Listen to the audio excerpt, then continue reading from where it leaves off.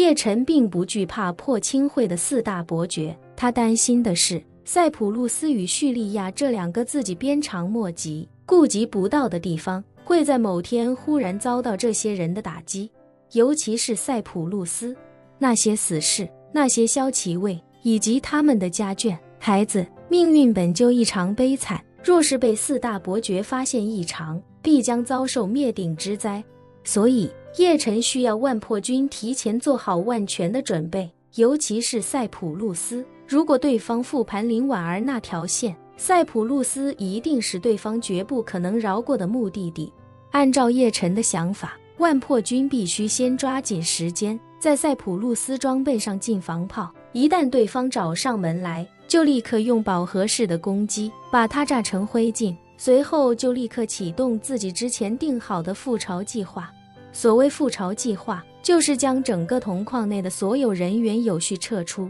然后将铜矿完全炸毁。由于铜矿刚好就靠着海岸线，所以人员撤出的最佳选择便是撤向茫茫大海。在这个世界上，无论是走陆路还是走空路，都很难掩盖自己的痕迹，而茫茫大海则是冲刷一切痕迹的最佳选择。即便是一艘10万吨级的货轮，在茫茫大海上也不过就是沧海一粟，而且昼夜不停的潮汐也不会给敌人留下任何可供探寻的依据。要知道，这个世界29的面积是陆地，而剩下的71全是海洋，而且每一片陆地都有它的归属，但2/3的海洋是不属于任何国家拥有的公共海域。所以一艘船出了海之后，只要它不想让人找到，那就没人能找得到。除此之外，海洋运输占了全球国际货运超过2/3的比重，全世界有超过4000万只集装箱在海运航线上漂泊。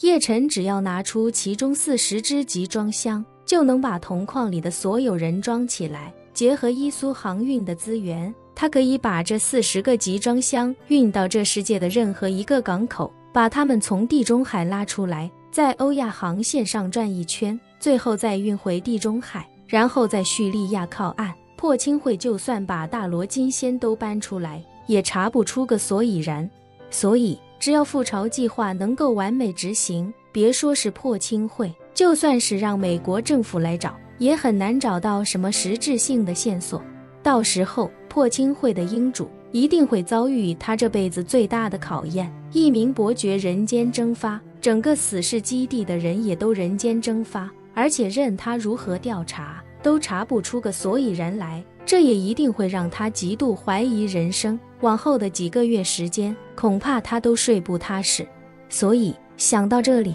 叶晨忽然对覆巢计划充满期待。之前在纽约也好，在北欧也罢，只是给破清会一点小小的打击，但覆巢计划一旦实施，对破清会来说就等于在黑暗森林里被人暗中打了一枪，不但能给他们带来严重伤害，更能把他们吓个半死。此时的万破军也明白了叶晨的计划，于是便立刻说道：叶先生放心，属下立刻想办法采购近防炮，然后把近防炮拆散了运到铜矿，然后再组装起来。叶晨立刻从他话中找出关键点，脱口道：破军，整个计划唯一有可能被查到的线索就是近防炮，就算我们能把整个铜矿都毁掉，也不可能让几台近防炮相关的线索人间蒸发。一旦近防炮打响，我们必须快速撤退，恐怕根本没有足够的时间把近防炮撤下来，而且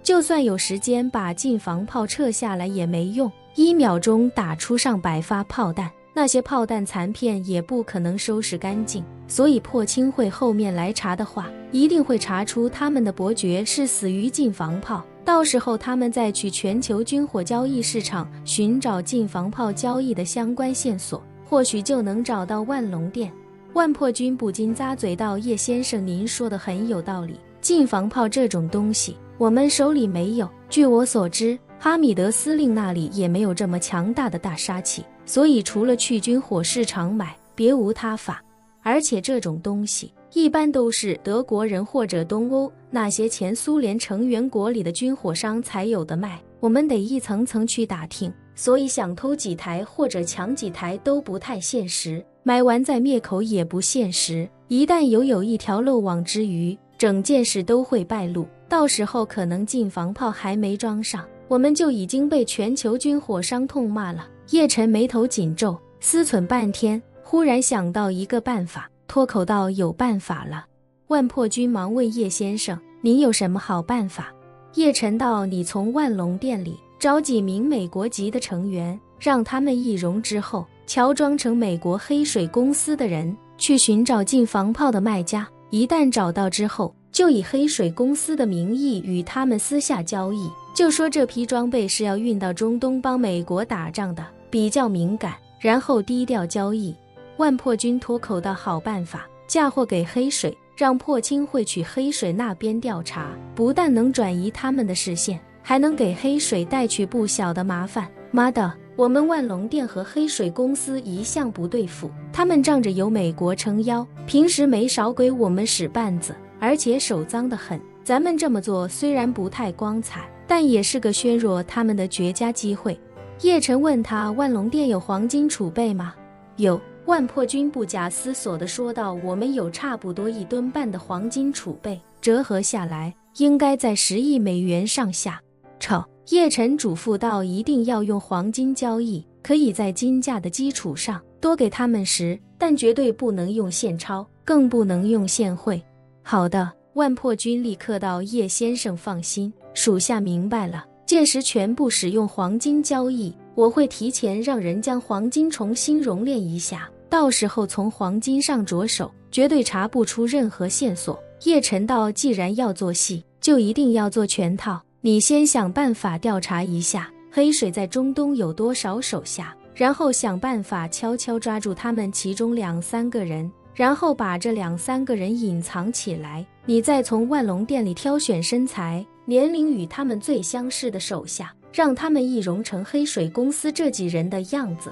拿着他们的证件，冒充他们的身份去东欧谈生意，直接给黑水坐实这口黑锅。万破军不假思索地说道：叶先生，您说的这个简单，黑水公司在叙利亚也有不少雇佣兵，最近都忙着帮美军运输从叙利亚开采的石油，我亲自出马，绑几个人轻轻松松。叶晨立刻说道：好，事不宜迟，你今天就去办这件事儿，然后尽快落实近防炮，等近防炮买到之后，在铜矿内选择2到3个相互覆盖的制高点，在选好的制高点上用单向玻璃搭建玻璃房，将近防炮安放在玻璃房内，确保时时刻刻处于战备状态，一旦近防炮锁定敌人，直接给我隔着玻璃开火。说着，叶晨自顾自地嘀咕道：近防炮的炮弹上了黑市，怕是要$1000一发，按3门炮准备，1门炮1秒钟打100发的话